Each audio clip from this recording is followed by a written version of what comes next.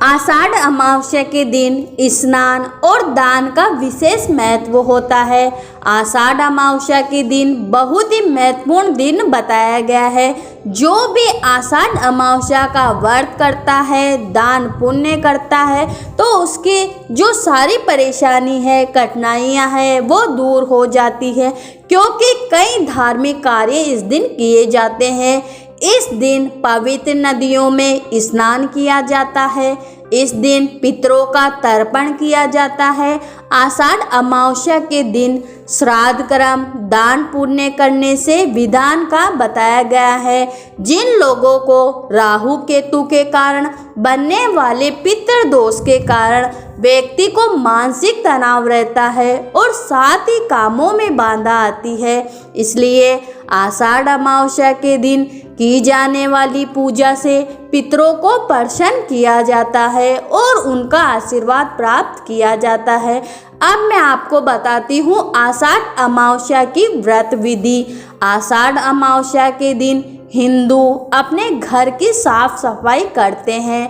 आषाढ़ अमावस्या की पूजा को किसी के निर्णय के लिए इष्ट देवता के प्रति प्रतिबद्ध किया जाता है। आषाढ़ अमावस्या के दिन हिंदुओं द्वारा दीप पूजा का रिवाज माना जाता है।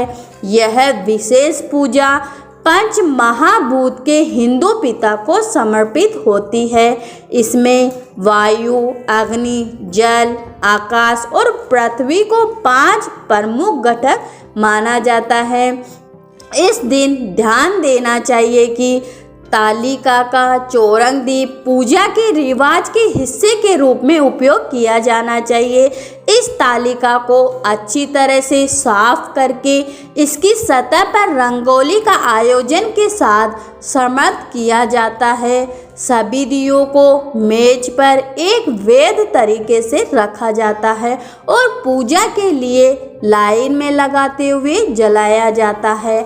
आषाढ़ अमावस्या की रात को घर के चारों ओर दिए रखे जाते हैं। आषाढ़ अमावस्या के दिन देवी सरस्वती, देवी पार्वती, देवी लक्ष्मी जी की पूजा की जाती है। अब मैं आपको आषाढ़ अमावस्या की कथा सुनाती हूँ। आषाढ़ अमावस्या के दिन व्रत करने से सारे पाप नष्ट हो जाते हैं। यह व्रत इस लोक में सुख और परलोक में मुक्ति देने वाला व्रत है। आषाढ़ अमावस्या से संबंधित कथा अब मैं आपको बताती हूँ। स्वर्ग धाम के अलकापुरी नामक नगरी में एक कुबेर नाम का राजा रहता था। वह बहुत ही बड़ा शिव भक्त था। वह हर रोज भगवान शिव जी की पूजा पाठ किया करता था। राजा के यहाँ हेम नाम का एक माली हर रोज पूजा के लिए फूल लाया करता था। हेम माली की एक सुंदर पत्नी थी जिसका नाम था विशालिक्षा। हेम माली एक दिन मानसरोवर से फूल लेकर आया, परंतु अपनी पत्नी के साथ हास्य विनोद करने लगा। राजा दोपहर तक माली की राह देखता रहा।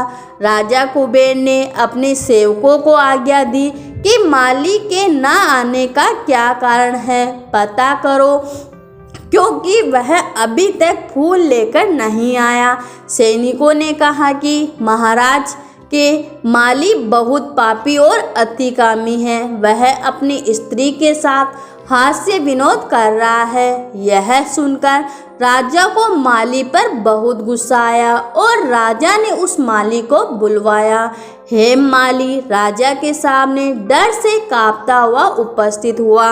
राजा कुबेर ने गुस्से में आकर माली को डांटते हुए कहा कि उसने परम पूजनीय ईश्वर भगवान शिव जी महाराज का अनादर किया है, इसलिए वह स्त्री का वियोग सहन करेगा और मृत्यु लोक में जाकर कोढ़ी हो जाएगा। राजा कुबेर के श्राप देने से हेम माली का स्वर्ग से पतन हो गया। वह उसी क्षण पृथ्वी पर जा गिरा। पृथ्वी पर आते ही उसके शरीर पर कोढ़ हो गया। हेम माली की स्त्री उसी समय अंतर्ध्यान हो गई। पृथ्वी पर आकर माली ने बहुत दुख झेले। वह बिना भोजन और जल के जंगल में भटकता रहा। हेममाली को रात में नींद भी नहीं आती थी, लेकिन शिव जी की पूजा करने के प्रभाव से उसे अपने पिछले कर्म की समृद्धि का ज्ञान हुआ। एक दिन घूमते घूमते माली मार्कंडेय ऋषि के आश्रम में पहुंच जाता है। उसने देखा कि वहां ऋषि ब्रह्मा भी अधिक वर्ग थे और आश्रम ब्रह्मा के सभा के समान लगता था। हेममाली वहां जाकर ऋषि के पैरों में गिर गया। इसे देखकर ऋषि जी ने पूजा की। उसने ऐसा कौन सा पाप किया जिसके प्रभाव से उसकी यह हालत हो गई। हेममाली ने ऋषि को सारा हाल कह सुनाया। ऋषि ने कहा कि उसे एक व्रत करना होगा जिससे उसका उद्धार होगा।